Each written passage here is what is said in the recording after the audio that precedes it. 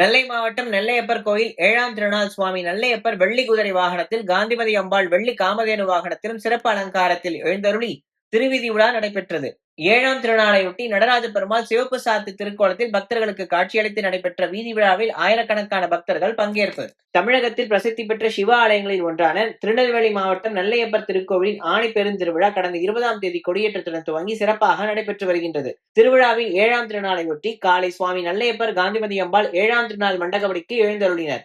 அதனைத் தொடர்ந்து சுவாமி அம்பாளுக்கு சிறப்பு அபிஷேகங்கள் நடைபெற்ற பின்னர் மாலையில் நடராஜ பெருமான் சிவப்பு சாற்று திருக்கோலத்தில் எழுந்தருளினார். தொடர்ந்து நடைபெற்ற சிறப்பு பூஜைகளுக்கு பிறகு சிறப்பு யாகசாலை பூஜைகளும் நடைபெற்றதை அடுத்து நடராஜ பெருமானுக்கு தாண்டவ தீபாரதனை நடைபெற்றது. பின்னர் பஞ்ச உபசார தீபாரதனையும் பக்தி பரவசத்துடன் நடைபெற்றது. இதனை அடுத்து சுவாமி நெல்லையப்பர் வெள்ளி குதிரை வாகனத்திலும், காந்திமதி அம்பாள் வெள்ளி காமதேனு வாகனத்திலும் எழுந்தருளி சிறப்பு பூஜைகள் நடைபெற்றன. பின்னர் பஞ்சமூர்த்திகளுக்கான மகா தீபாரதனை நடைபெற்றது.